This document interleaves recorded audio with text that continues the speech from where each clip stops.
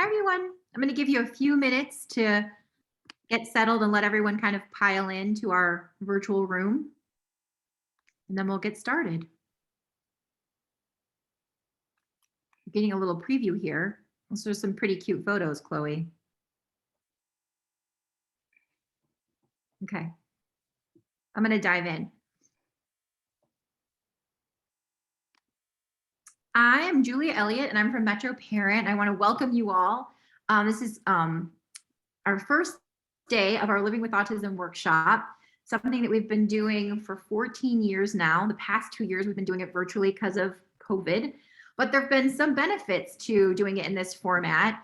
And part of that is that we've been able to see people come from not just Michigan, but all over the country to this. And we've realized that there's a lot more in common. It doesn't, autism doesn't have state borders, and a lot of the issues that affect someone in Michigan affect people in Illinois, affect them in California, and so forth. So we love having you here, and we're looking forward to diving into what I think is one of my favorite sessions that we have because of the young woman who's behind it. We've had her speak at our conference for years. Her name is Chloe Rothschild, and she is a fantastic advocate and author related to autism. She's a very amazing personal success story, which she's going to share with all of you. And we hope that you there might be time at the end, Chloe, for some questions as well, right? Yeah. So before I kick it off to Chloe and she tells you a little bit about herself, I want to thank, because without them, we really couldn't make this possible. I want to thank our sponsors, Henry Ford Health System, Kaufman Children's Center, Spark Center for Autism, and Gateway Pediatric Therapy. Thank you so much to our sponsors for making this event possible. On that note, I'm going to kick it off, and I'm going to have Chloe dive in, introduce herself, and get started. Chloe.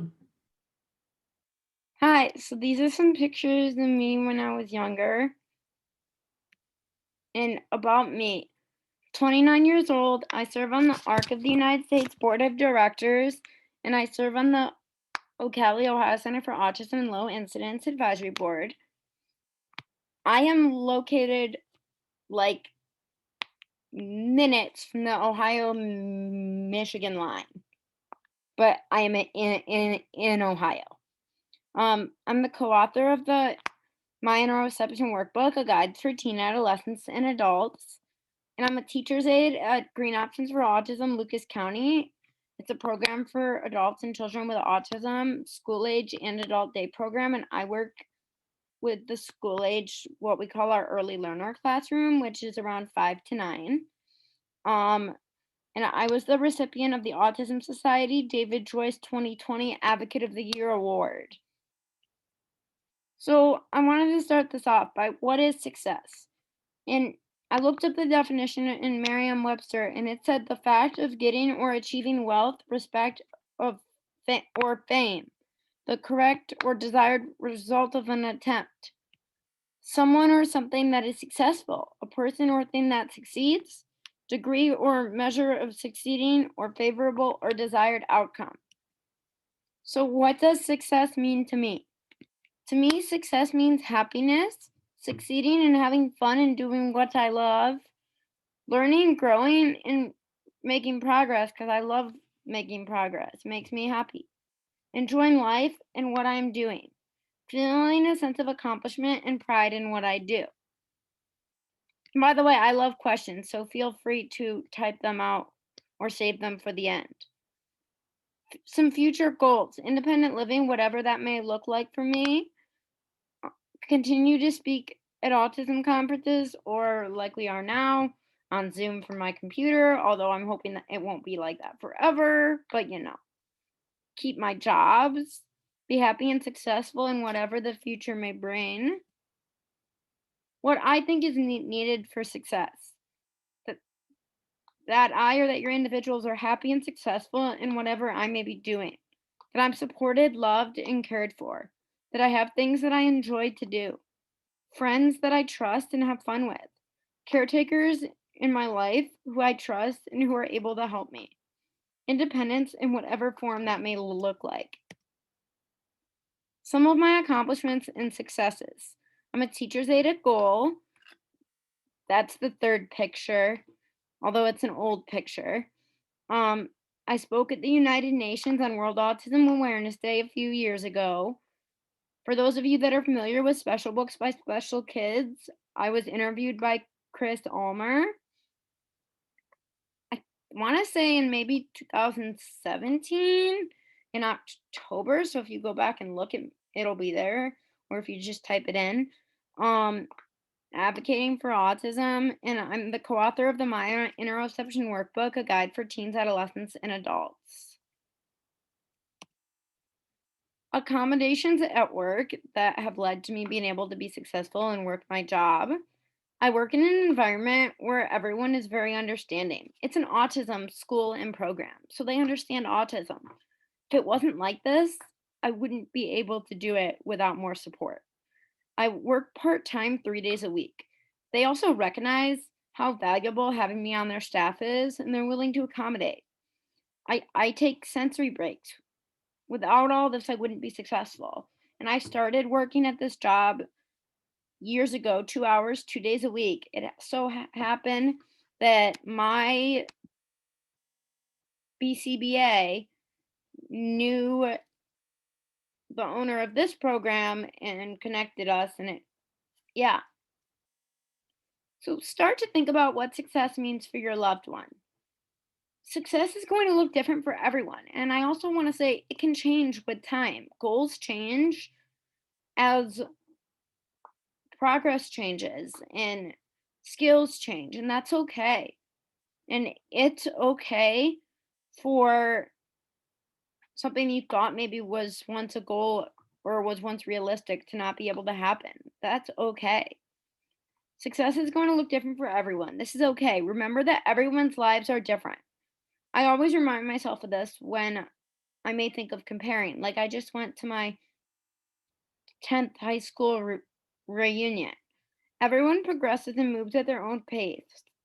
And life is a journey, not a race. Progress is always possible, regardless of age. And that's how I really lived my life and tried to show people that. Presume I can and I will. Presume I can't and I probably will anyway. It's just going to be a harder path than it needs to be to get there. So, in presuming competence is respectful. Finding interest and using interest to help guide the future. So, what do your loved ones enjoy doing? What makes them happy and brings them joy? Is there any way to turn any of their interests into a potential career or volunteer opportunity? Can you help them find other individuals who have similar interests? Remember, interests change over time, so you may have to switch gears, and that's okay. And I put this picture in of me drawing because I'll talk about it in a little bit here. But during COVID, I got furloughed from my job and started a small business I called Creativity by Chloe Art. I'm not currently still doing it, but I used my love of art and drawing friendly monsters to give myself something to do during COVID. What brings my loved one joy isn't age appropriate? What is age appropriate anyway? Who defines it? Why do we define it? What is its purpose? And we need to get away from this concept that can be limiting and hurtful, in my opinion. Individuals with disabilities may not have many choices in their lives. Why would we take one choice that they can have away from them? We don't tell people without disabilities what they should or shouldn't like or should or shouldn't do or watch during their free time. Allow what brings joy. Teach appropriate time and place instead of age appropriate. Some of my interests that have been forever changing, and I love this picture. This is the picture where I asked for rubber ducks for the holiday, and this was like a pack of not sure how many, but a lot. And I was very excited. Drawing or painting, webkins on the computer, watching YouTube, art, drawing, painting, going on walks, swimming, adaptive ice skating, dogs, autism advocacy, swimming, and figurines. And here's some pictures of just pure joy. I love going to the zoo, feeding the giraffes. I love anything water. I love Disney, etc. And friendship. Just because your loved one may show friendship differently doesn't mean that they don't need or want friends. It may just be so in a different way. These are some of my best and greatest friends, some of them my mentors too. So, augmentative alternative communication. Even though I'm very verbal, I use augmentative alternative communication and have for the past 10 years on and off to supplement my verbal communication. And it's been a game changer. I use Proloquo to go, but I actually started with just a free app that was available and free at the time. And AAC means to me that I will always have access to a voice, even if I'm overwhelmed, overstimulated, dysregulated, frustrated, sick, hurt, in pain, etc. And that's means a lot to me.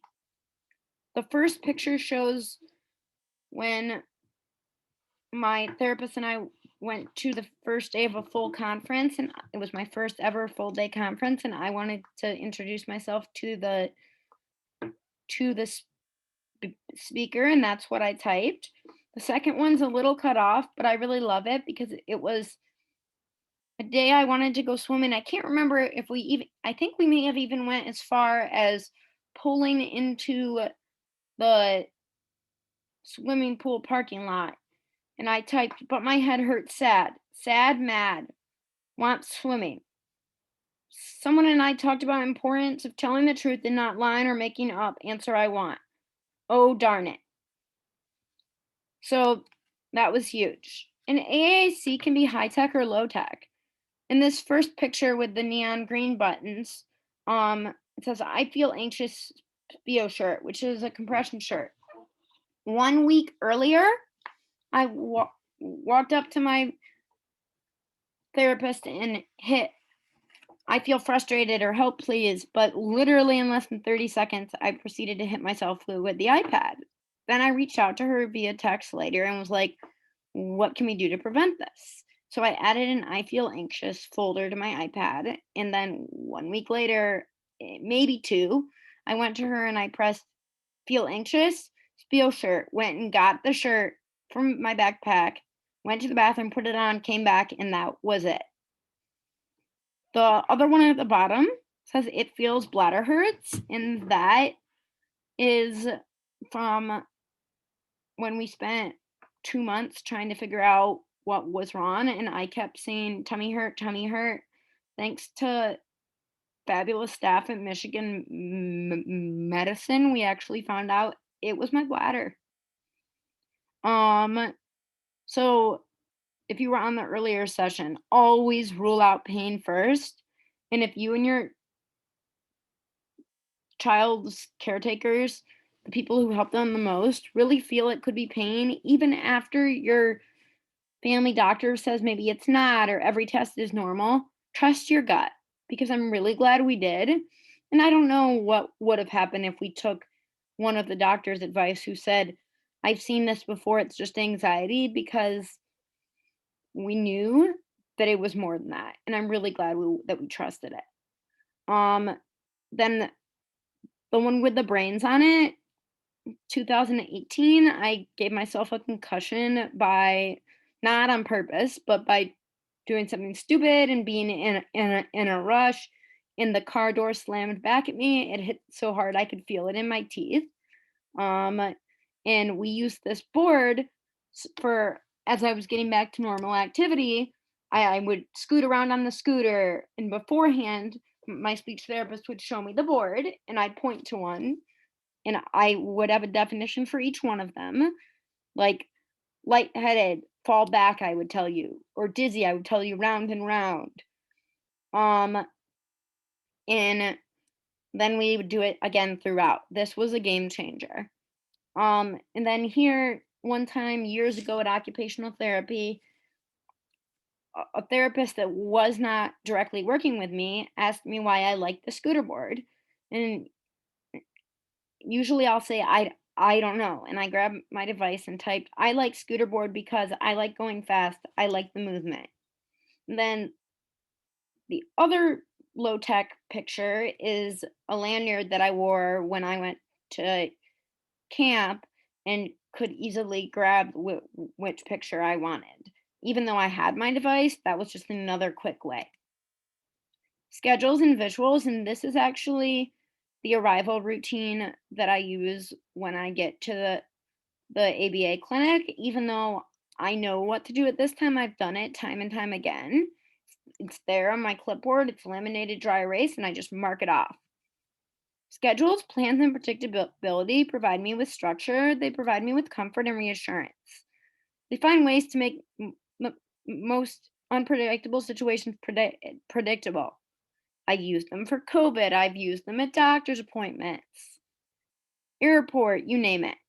If I have a schedule and know when an activity will start and end, I'm less likely to ask about it over and over. Here's some more different schedules that in visuals and supports that I've made. Some of them are fancier with pictures. Some of them, as you can see, as I was doing it, I thought, crud, I don't have a picture for that. Note card did the trick. Some of them during COVID, apparently became my own illustrator and started drawing stick designs. Whatever works. Dealing with change. Change has been a struggle for me over the years. Changes in the schedule or plans used to cause me a great amount of distress and anxiety.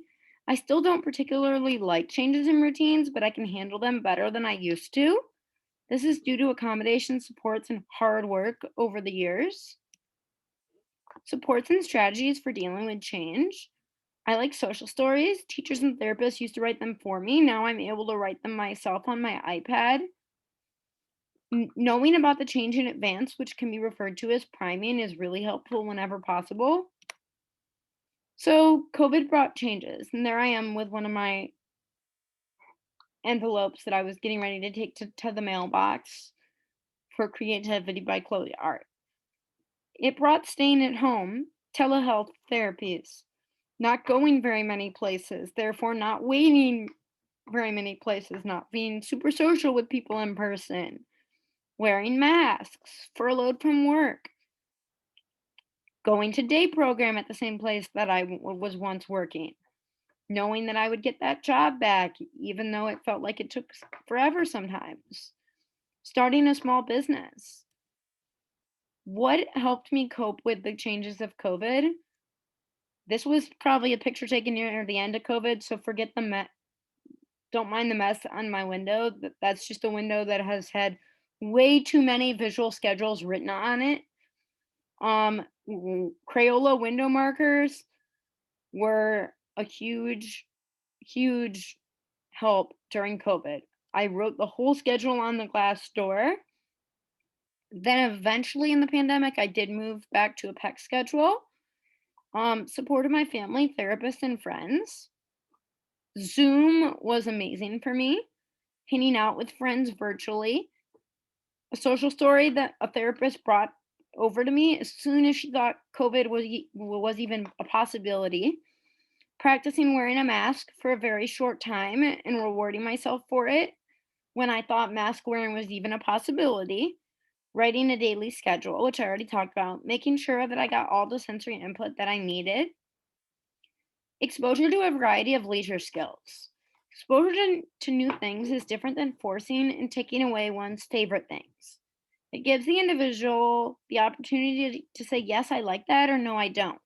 Trying new things is hard. I'm always learning that it's important, though. And this is when I tried Latch Hook, and I actually ended up liking it. Here's some new and different things I've tried. The one at the bottom, I zip lined at camp. I did a slime business. I played Challenger baseball this year. I tried rollerblading, the ATM, some cooking, the treadmill, sewing machine. Some tips for trying new things. Suggest the idea when the individual is calm, not when they're upset. That's a lost cause. Be prepared for the initial response to be protesting. Also, be prepared to let the individual think about it and come back to it later. For me, compromising has been great. For example, I'll try it 2 times, and if it doesn't work or I don't like it, we can talk about it then. Praise and encouragement for trying something new and reaching out of one's comfort zone. That's huge.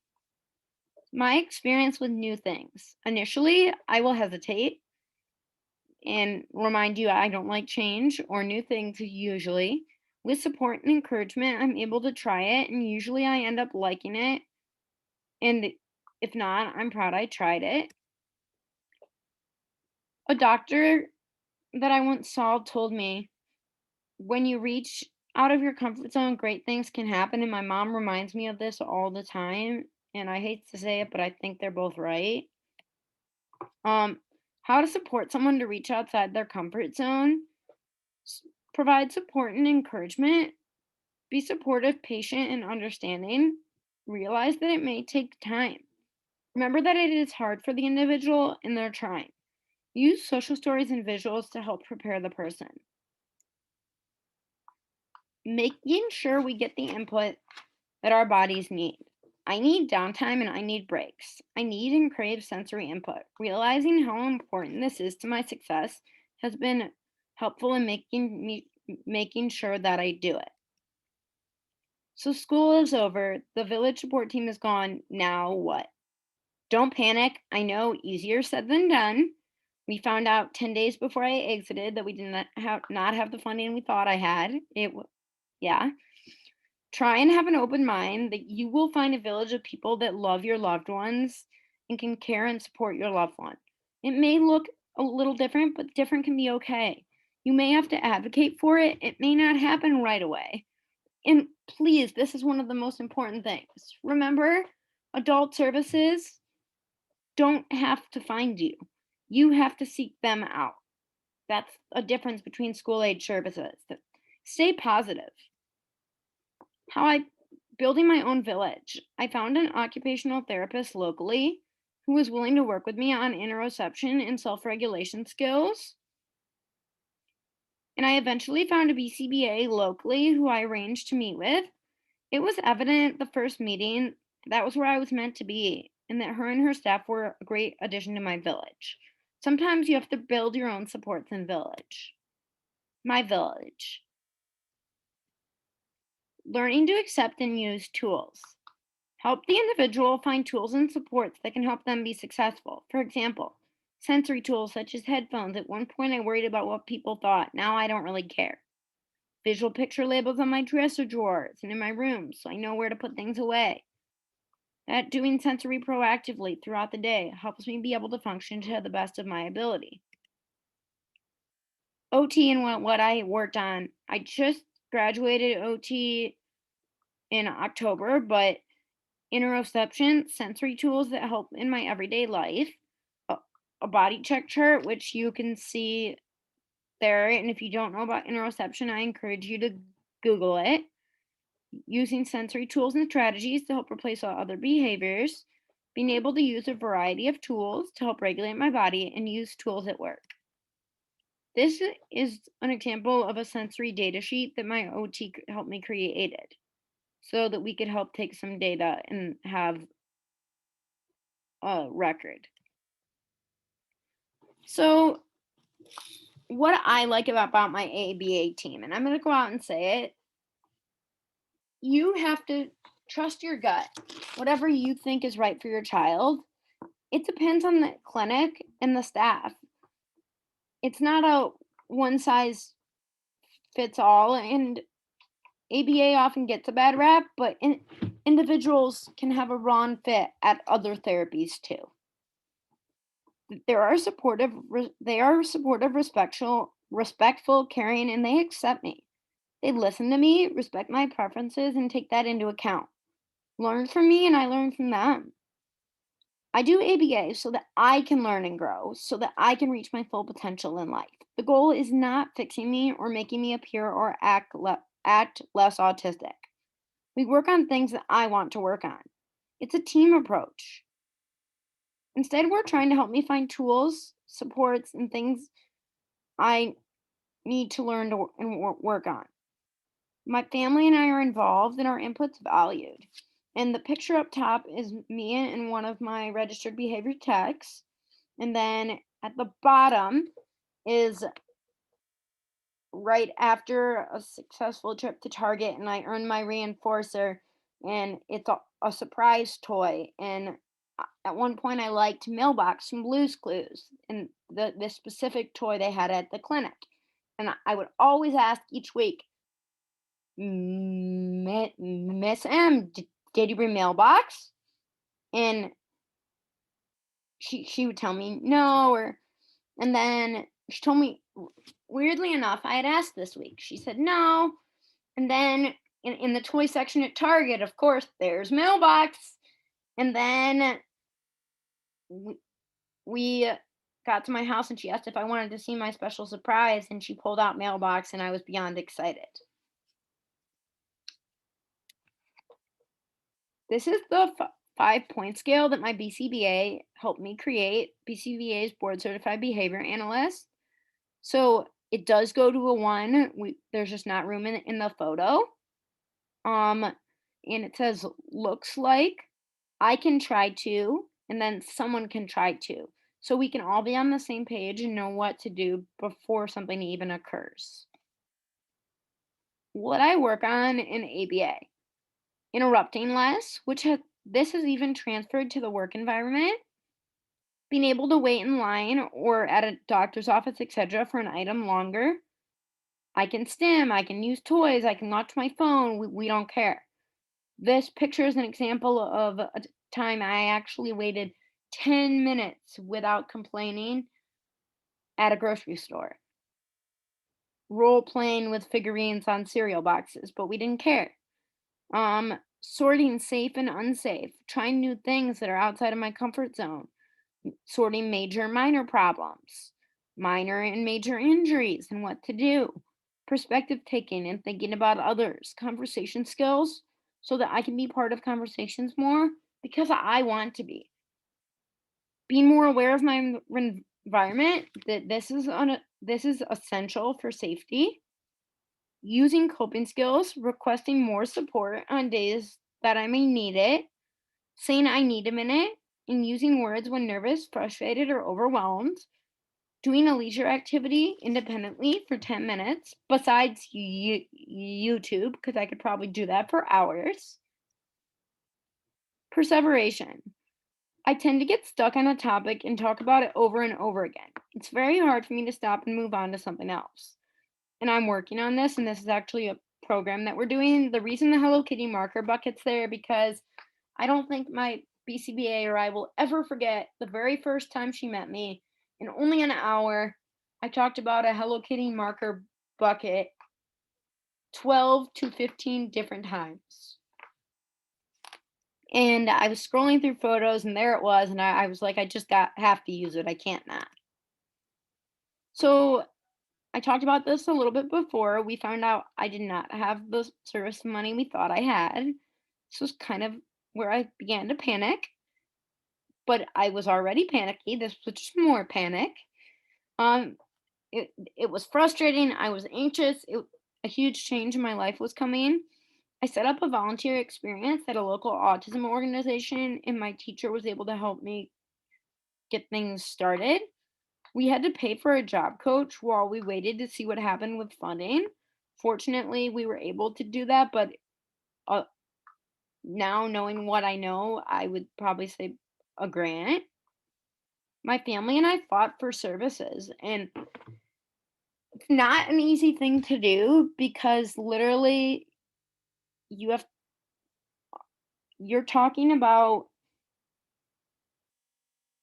you're talking about s- weaknesses versus an IEP meeting where you're talking about strengths.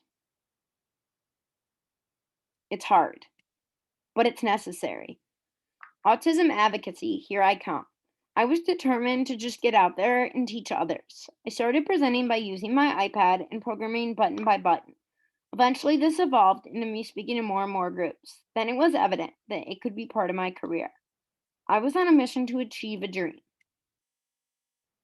So this describes my first job working remotely for a local publication company. I was the calendar editor, so I would research events and type them in. And I actually started this job while I was still in school, and I had it even when I exited school. I had this job for 4 or 5 years. Mentoring. During this presentation, when I talk about mentoring, I'm talking about individuals with autism mentoring individuals with autism. In mentoring, the definition of being a mentor is to advise or train someone else. During the pandemic, I started mentoring a 9-year-old over Zoom, and it has been so much fun. Having mentors personally changed my life. Before I started talking and getting to know other adults who had been there, done that, I was starting to lose hope. After meeting mentors, hope was restored. I had the courage to move forward and continue my journey to help teach others.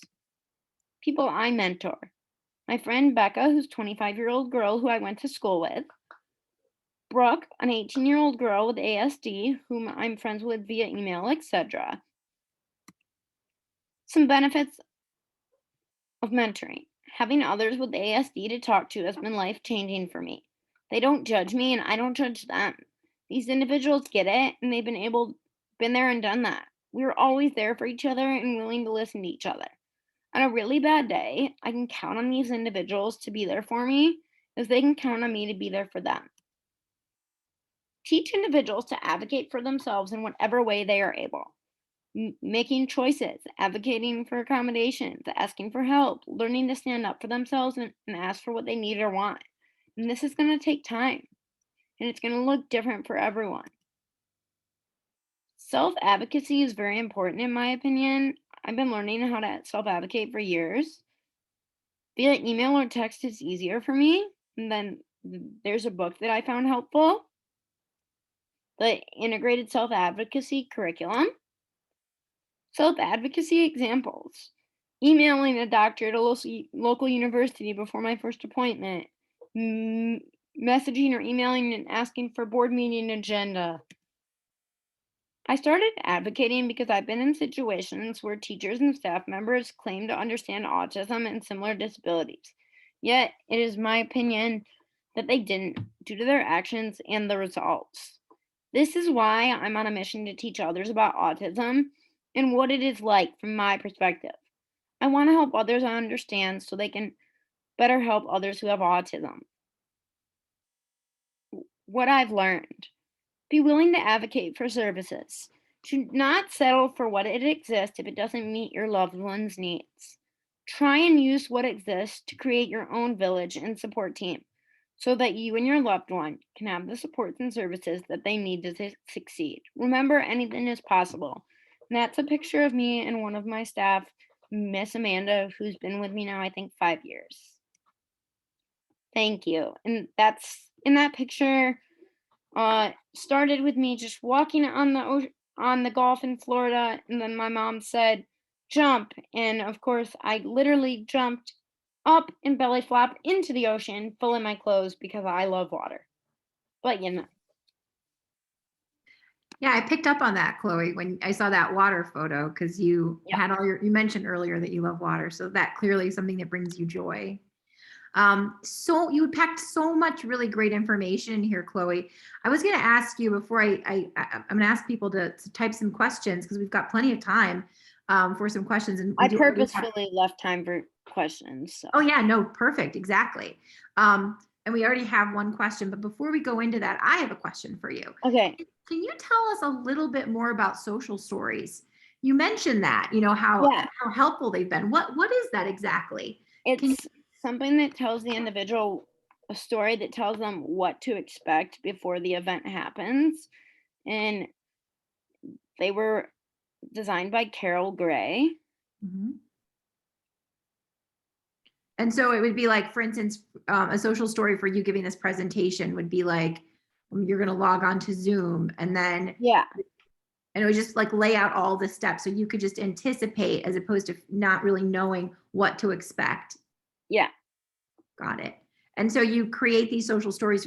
Your therapist used to do it for you, and now you do them for yourself for yeah, anything you're going to encounter, maybe that's new, and you want to sort of be able to prepare yourself for what all it entails. yeah. Awesome. That's really cool. That's a great tool. I'd be interesting to see how many of other people are using those for their kids and for their young adults. I'm going to dive into one of these questions. Jose has definitely had a lot of comment already. Just what you've said, he mentioned is really helpful. This idea of not thinking that one size fits all. I think that is really important. Advocating for your personal needs, not settling.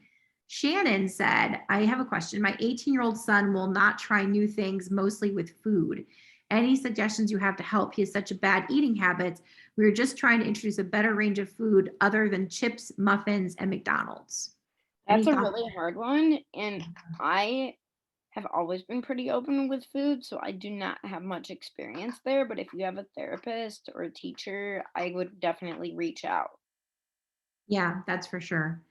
And I know that sometimes texture is such a thing, right? Yeah. Um, and it might be, I mean, your advice even earlier, where you were saying about trying new things, is about negotiating, right? You mentioned any new thing. There was a level, it wasn't just forcing you, it was like a negotiation, like, well, I'll take one bite. You said, like, I'll do it twice. And then, Twice, yeah. yeah, and then we can talk about it. Well, maybe in this case, it's like take one bite, and then let's like trying to do that. And maybe there's a reward system related to trying one bite or something along those lines, like more time doing the things you love or something Yeah. along those lines. Maybe that would be an approach. Let's see. Let me see if there's another one. Um, so my son loves sports and can talk about football and basketball all day, but is inhibited by expressive communication. Any help on that? What you mean by inhibited by expressive I'm not communication? sure either. But I did see one also from Jose on healthcare. Yeah, please. I worked with Michigan Medicine. My mom and I did, and a- we actually worked with them to develop a video uh, on how they can better help individuals with autism. Hmm. Um, and if you have any specific questions, let me know. Visuals are very helpful. Just being patient and understanding is helpful. S- So much that you wouldn't think would be helpful is helpful. Yeah, for sure. Um, I know that there was a concern about whether you can get, I mean, some of the challenges Jose mentioned before, which some of our attendees might also be experiencing, is we don't have as many specialists that, sometimes there's not as many to go around. So it can be very challenging to get specialists to get an appointment with them or to get that kind of service. So I know that some hospital systems are doing a model where they're trying to have like one specialist, like a neurodiverse kind of specialist, who then is helping other people who maybe aren't as trained within that. Yeah. So they can sort of spread that knowledge out a little bit deeper, because if you're just relying on one person in their calendar, it can get really tough to get in there to see those specialists. Some states don't even, some areas don't even have like a specialist within their whole area. That's a larger national problem of a lack of specialists in certain areas. And it really is a shame. And we hope that we get more of those, but they're trying to come up with ways, even now with like telemedicine, to kind of increase access to some of those specialists. Ernestine, if you can give us a little more insight into your son and the sports. You said that he talks about a lot, but he's inhibited by expressive communication. Is that he doesn't do it, or that he's inhibited of other people respond to him? Like, is he just sort of like talking just sort of rotely or something? Is that it? And you feel like it's not, what is exactly you think is the challenge about that? And I'd love to ask anyone else to ask some questions. Chloe has so much insight. Actually, we were in a Q&A just before this, like the smaller kind of Q&A where everyone's faces appear and you can ask questions live. And she so often, because of her experience with therapy, was answering the same way that our expert therapist was, just because it's been her life. So, but I have some questions that we also had supplied before the event. So I'll dive into those as people start thinking about what they want to ask. Um, One of the things that you mentioned your village, and I think this question really relates to the importance of creating a village. We have here a single parent who lives with just her ASD child with poor communication skills. And she says she's been so scared lately because her child has speech delay. She says, I'm in a constant fear thinking of what would happen if I fall and get really hurt and I can't get to my phone and my daughter can't call for help. What do I do? How can I make sure that my child is protected if something happens to me? Um. Uh. I would make sure you have a binder or a file or something somewhere, or if you have a friend or family member or loved one or someone who just knows your child, who you can make sure they know what your wants are. Mm-hmm. And Also, another thing I would recommend is a medic alert for your child, whether it be a shoe tag, a necklace, bracelet, etc. Yeah, really good point. Yeah, those are also great tools you can use. And then I think that this is true for single moms, whether you have a child on the spectrum or you don't, you can't do it alone. You Yeah. know, you have to have family, friends, a network of people. You know, Chloe has crafted her village of, you know, like she said, her staff that are helping her, you know, with her ADA, the people that she works with. You know, she literally has created a village of people who know her, who want the best for her, who hold her accountable, you know, and help her grow, but also know who she is and give her the space that she needs when she needs to rest, like she said, and she needs breaks. So try to create that for your own family. There are people out there who care, and see if you can. It's hard to do. It's sometimes hard to ask for help, but it's out there, and people are willing to give it. So, okay, Ernestine, give us a few more insights, um, and then we'll get to another question that we had. Ernestine says he doesn't use complete sentences in reading and comprehension to help him build a career. So she's concerned that. I would say that that's not something you need per se to build a career, and Mhm. that we're living in and continuing to live in a very neurodiverse world, in a world that I'm hoping is going to be more and more accepting of neurodiverse individuals, and that there's tools that can help him, whether it be a communication device, social script, whatever it may be, but you don't necessarily need complete sentences. Maybe he could do Special Olympics basketball or volunteer to help do something with a local basketball team, etc. Right.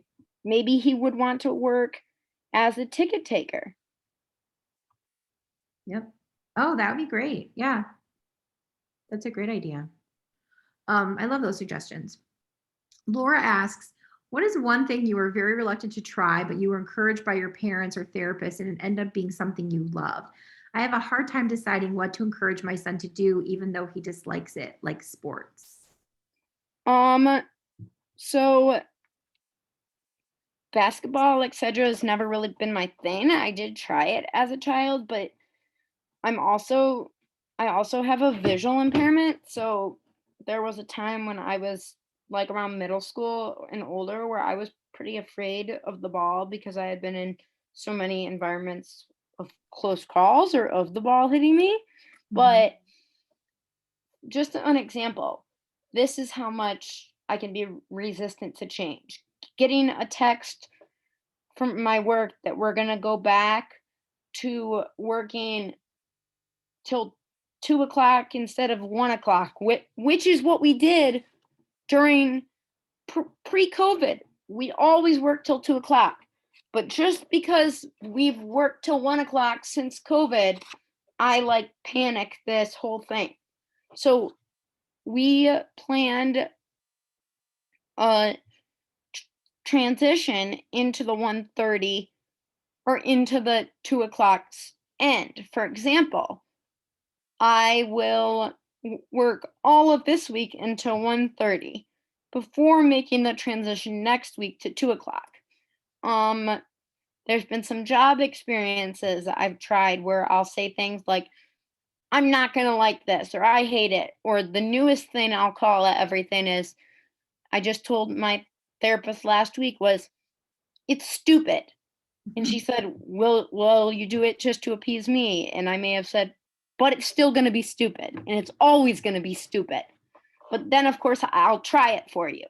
But I apparently want you to know that that's how I'm going to think of it." But sometimes I do end up changing my mind. In fact, most times.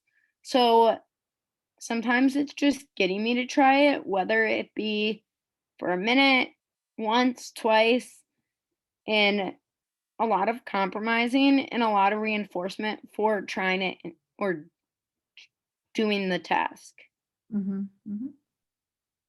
Yeah, I would actually say, Laura, too, like from all these other sessions that I've been in over the years, you know, they tend to say, and Temple Grandin says that you should start with what they are interested in, right? So start there, like if they love animals, maybe they can go and they can, help at a local shelter, for instance. So try to think about things that they like doing. If they like riding their bike, maybe they can, have a paper route, if that even exists nowadays. But those types of things you can try to lean into.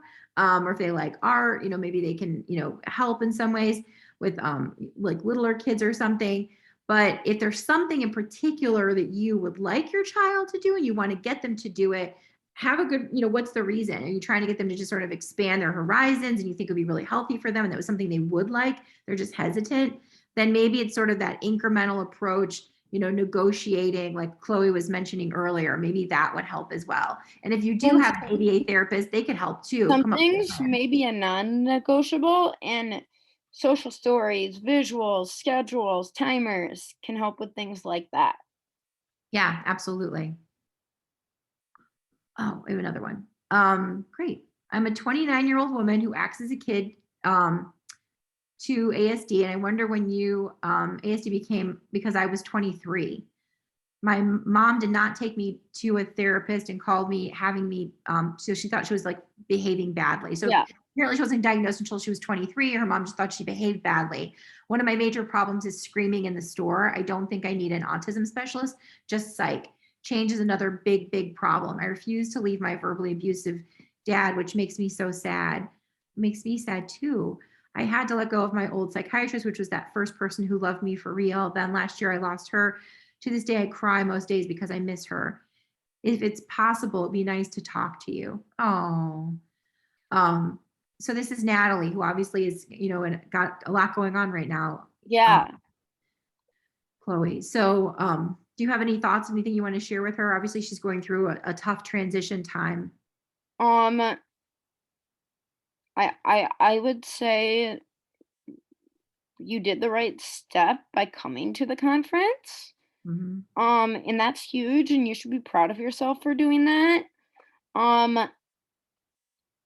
I would recommend, if you're in Michigan, contacting Autism Alliance of Michigan. Mm-hmm. Um, and that's, I think they would be really helpful. And I know it's really hard, but trying to be open to maybe seeing someone else, because you can always remember that even if they don't work for you or aren't a good fit, you can not go to them anymore. You don't have to see them or continue. Yeah, so true. Natalie, if you can pop in here and just let us know if you are in Michigan or if you're in another state, because we can try to help you as well. You are in Michigan. Okay. You are in Michigan, Why then don't you email help at metroparent.com, Natalie, and we're going to hook you up with some people to get you some help and some resources. So if you could just email help at metroparent.com and then put in your little subject line, she's in Troy. oh, you're in Troy. Oh, great. Yeah. So we definitely can help you with some of the resources that you need. And I'll just say, I said, you said, I don't think I need an autism specialist, just psych. I'm not sure that's true. I think that you might need someone within who's an expert in autism, that might be, there might be psych related to that, but I think that could still be helpful, that perspective. So yeah, And some of that may be having having support services, so that you can have a trusted staff member or whatnot who goes with you to an event to make you less scared to go. yes. That Yeah. can be something that's possible too. So there's a ton of things out there. Yeah, in chat, Natalie, just for those of you not reading the chat, she said that there's some friendship things, but she's afraid to go. So you need to cultivate some kind of like buddy system a little bit, like Chloe's saying, that might make it where you don't feel like you're so alone. And I know you're not totally open to an autism therapist, but they may be able to help you write you some social stories, put some visuals into your life, and some schedules, Mhm. and some scripts and tools to help you feel better and and just to help you. Exactly, exactly. Sorry, I'm not really familiar with the Troy area because that's a little farther from us. Yeah, no, that's fine. Brighton's about as far as I've went, and that's only because I really like Dr. Bowers. Oh, sure, of course. Yeah, Troy, actually we held our last event physically in Troy. Yeah, Yeah, I think exactly. that was the last time I was in Yeah. Troy, maybe. Yeah, so but go ahead and email us and then we'll try to hook you up, Natalie. We have one last question, it looks like. My cousin is a 7-year-old son. She was away for the cousin, I guess, was away for 2 days, which she never has never done before, and her son did not appear to miss her the entire time. The father of the son said he might actually consider parents as just function and be replaced by anyone. What was your feeling toward your parents when you were a child? So this is someone who sort of feels like maybe the 7-year-old child on the spectrum doesn't really feel particularly attached to their parents one way or the other. First, I would say, and I just saw this on Fathering Autism on YouTube when the mom went away for 5 days and came back, and their Mhm. daughter Abby appeared to not miss the mom. And even though they know that's not true, she just expresses it differently. It was still hard. And that's what my gut instinct is to say that this child probably does like their parents and does know when they're gone and does miss them. They just can't verbalize or express or show it in the same way. Therefore, it's not appearing as though they love or miss them, if that makes sense. It totally makes sense. And I think that this is such an important thing because I think this is something that we can mistake in general, whether someone has autism or doesn't have autism. We assume things about other people's So if behavior. someone, let's say the parent comes home and the child doesn't even look up from their iPad, that doesn't mean they didn't miss them. Does that does mean that um they struggle to stop on preferred activity, and the typical child or teenager would know that they, for example, fathering autism said this. Their neurotypical 20 something year old son or 19-year old son uh knows the social expectation that he's expected to act like he missed someone. Those with autism may not always know that. Therefore, they may not go out of their way to show it. Yeah, absolutely. Yeah, that's so true. So I think that you But don't it really. doesn't mean it's not there.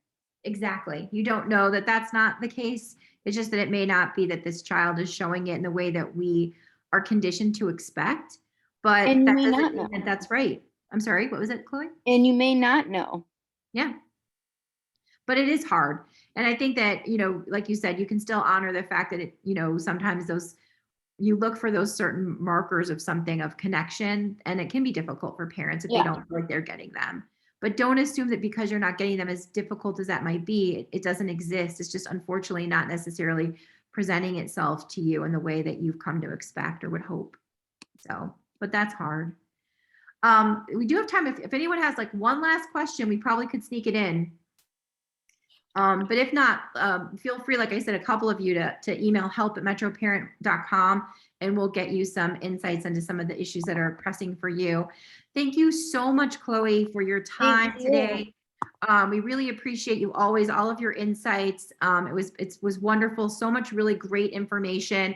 Well, later on, we'll have Chloe's presentation online, so you can reach that. You can get that. You'll get an email later today with links to all of the sessions. So if you missed one earlier, you can go ahead and you can go to that as well. You can watch those at your leisure.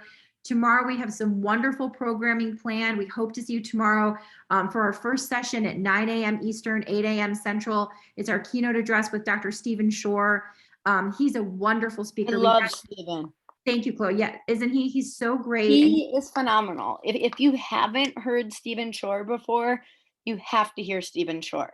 See, Chloe says. So he's going to be covering the 4 A's of He's a friend autism. of mine, and he's awesome. He's wonderful. Awareness to acceptance to appreciation to action. That's 9 a.m. Eastern, 8 a.m. Central. You should have received an email with all of your session links. If not, you'll get a wrap-up email today with the session links for tomorrow. Tomorrow morning, you'll also get an email to remind you to make sure you have the links to join the sessions. But if for some reason your emails are getting trapped in spam or just kind of disappearing into the internet or something, if you still don't think you have those links, email us at help@metroparent.com and we'll resend them to you. We want to make sure you have your links to make sure that you can participate in all of the sessions. And again, anything you miss, you're going to be able to get the links to those sessions to watch later. Again, I want to thank our sponsors, Henry Ford Health System, Spark, Kaufman, and Gateway. Thank you so much. Also remind you at metroparent.com/autism resources. Some of these questions you brought up, we're going to guide you there. The Autism Alliance of Michigan are fantastic and can help with a lot of the things that have been brought up all day. But you'll see other wonderful resources. So go ahead and just peruse that area, metroparent.com/autism resources. You'll see some great, awesome kind of facilities and a village in a sense, maybe some of the members that could be part of your village as you're trying to create that for your child or for yourself.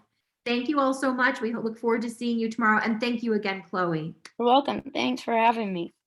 Bye-bye. Bye.